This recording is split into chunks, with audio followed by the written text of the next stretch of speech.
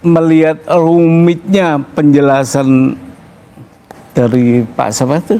Andi Aswad. Pak Andi Aswad. Itu menambah energi saya, keyakinan saya bahwa saya akan menang gugatan itu. Amin. Oh ya? Iya. Mengapa Anda begitu yakin menang atas gugatan? Kenapa Anda menang?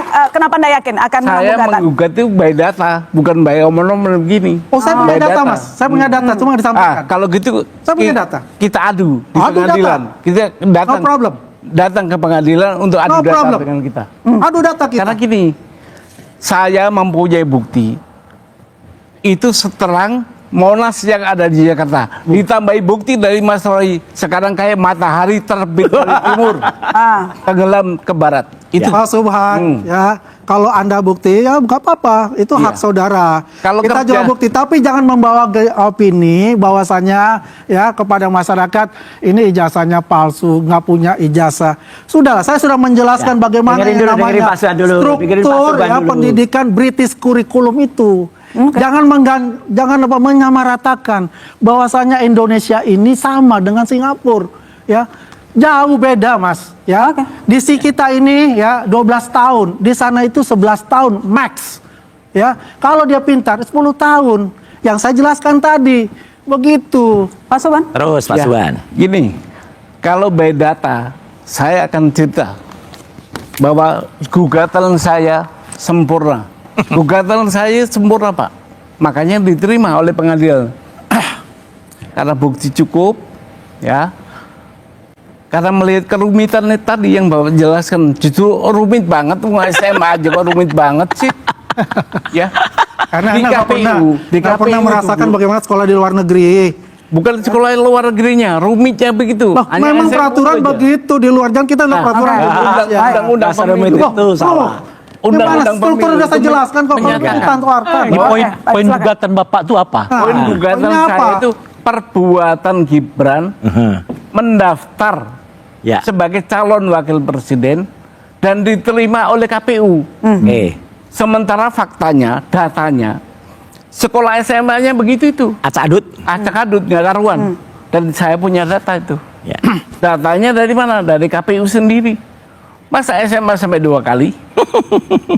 Terus per hari ini saya lihat KPU Ini penting banget ini. KPU menghapus riwayat pendidikannya. Riwayat pendidikan akhir Gibran disebut di buku KPU itu disebut tadinya nggak ada. Tadinya pendidikan Waktu terakhir. saya berangkat gugat itu nggak ada, pendidikan terakhir disebut pendidikan terakhir aja. Saat ini tolong dicek yang bawah itu. Ya. Dirubah menjadi pendidikannya S1. Ini pidana loh, Mbak. Kejahatan besar nih. KPU menghapus itu, padahal itu bukti mahkota saya itu. Ya. Oke, baik. Tapi Anda yakin bisa memenangkan gugatan begitu itu Yakin. Anda? Baik, saya ke Bang Ade. Setelah ijazah Pak Jokowi, sekarang ijazah Gibran yang dipersoalkan. Kenapa kira-kira nih? Kalau pertanyaan kenapa ya terserah Pak Subhan, Mas Roy, sebetulnya kepengen apa sih? Tapi ada apa kira-kira?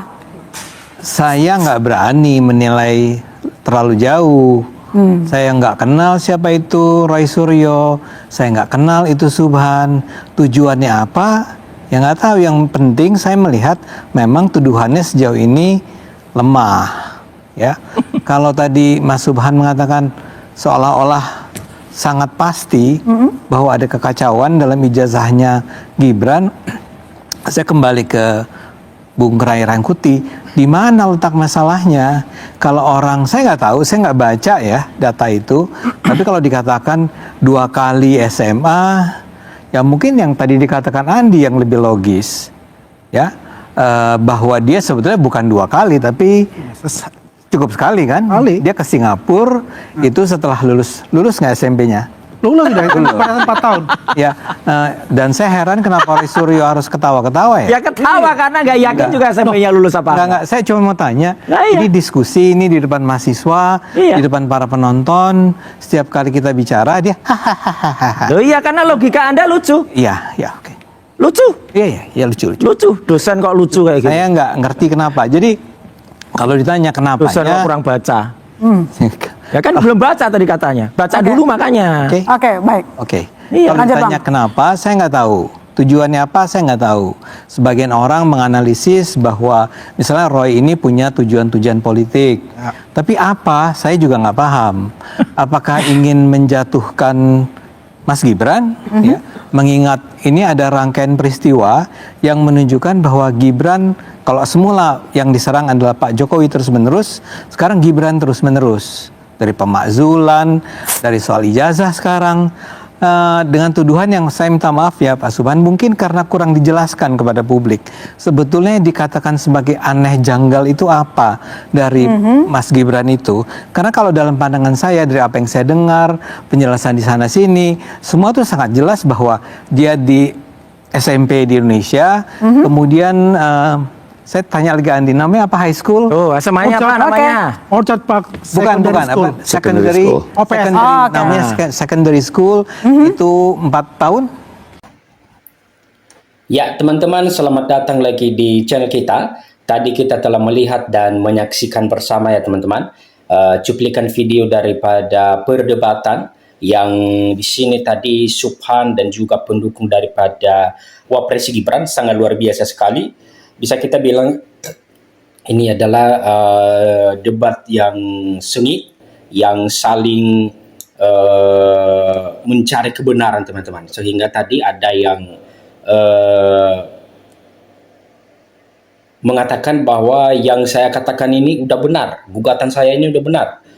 Ini yang selalu mengatakan ini adalah Subhan, bahwa dia udah benar-benar yakin bahwa dia udah punya data atau gugatannya itu sudah benar melalui data, bukan omon-omon katanya. Dan berikut kita coba membaca tanggapan-tanggapan mereka seperti apa yang mereka katakan tentang ijazah daripada Wapres Gibran ini. Udah mendunia teman-teman, atau udah se-Indonesia udah mempublik bahwa ijazah Gibran ini mereka tidak yakin bahwa Wapres Gibran ini belum menamatkan diri daripada SMA. Dan berikut kita coba membaca tanggapan mereka. Saling bantah, Subhan Palal yakin gugat ijazah Gibran pakai data bukan omon-omon bola biliar. Penggugat ijazah Gibran, Subhan Palal, meyakini bahwa gugatannya terkait ijazah palsu Wakil Presiden Gibran Raka Buming berdasarkan data. Ia pun siap menantang pihak Wakil Presiden Gibran Raka Buming untuk membuktikan pengadilan. Saya menggugat itu by data bukan omon-omon. Kita adu di pengadilan, ucap Subhan Palal.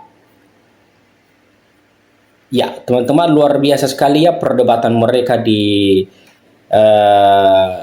perdebatan kali ini. Saling menang dan saling ingin menjatuhkannya. Kalau kita bisa lihat, belak-belakan mereka sangat luar biasa sekali.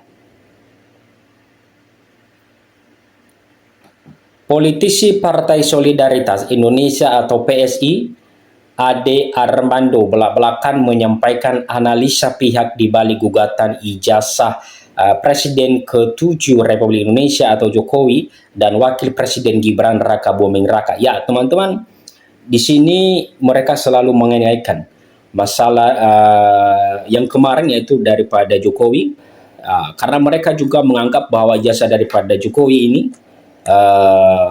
palsu katanya.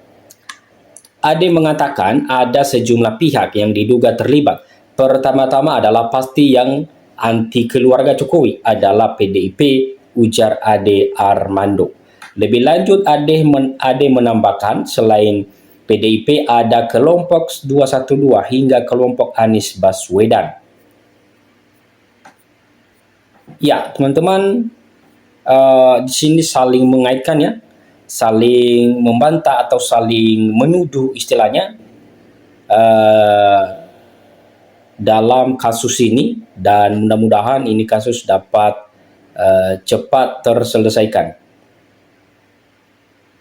karena ini udah sangat-sangat membuat masyarakat penasaran dengan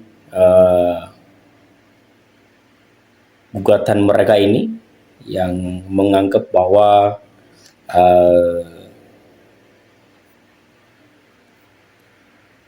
Wapres Gibran ini sebelumnya tidak memenuhi syarat daripada menjadi Wapres. Wakil Presiden Gibran Rakabuming Raka menunjuk 3 pengacara untuk menghadapi gugatan perdata terkait ijazah pencalonannya sebagai Cawapres pada Pilpres 2024 lalu. Dalam sidang gugatan perdata Pengadilan Negeri Jakarta Pusat, Gibran tak lagi diwakili jaksa pengacara negara dari Kejaksaan Agung. Terkait kehadiran langsung Gibran selaku pihak tergugat, ketiga pengacara tersebut belum bisa memastikan. Ya, teman-teman, kehadiran Gibran pun masih belum bisa dipastikan karena kemungkinan dia banyak tugas di luar daerah atau di luar atau sering melakukan kunker di daerah lain, sehingga dia diwakili, teman-teman. Dan saya yakin dia nggak bakalan hadir karena dia udah tahu gugatan-gugatan seperti ini orang-orang yang hanya mencari sesansi aja, teman-teman. Dan kita bisa lihat pun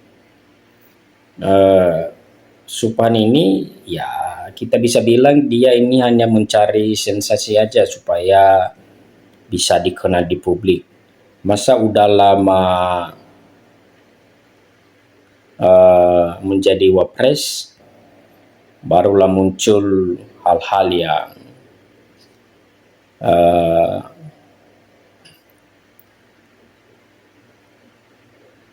membuat kita penasaran, dan dengan dia pun mengugat ini tidak sesuai dengan hal-hal atau perdata yang dia sudah bilang itu, teman-teman. Sidang gugatan perdata sebesar 125 triliun terhadap Wakil Presiden atau Wapres Gibran Rakabuming Raka berlanjut ke tahap mediasi. Ketua Majelis Hakim Budi Pratino menjelaskan proses mediasi ini merupakan tahapan yang harus ditempuh dalam perkara perdata. Ia mengatakan upaya mediasi dilakukan sebelum nantinya masuk ke proses pembuktian.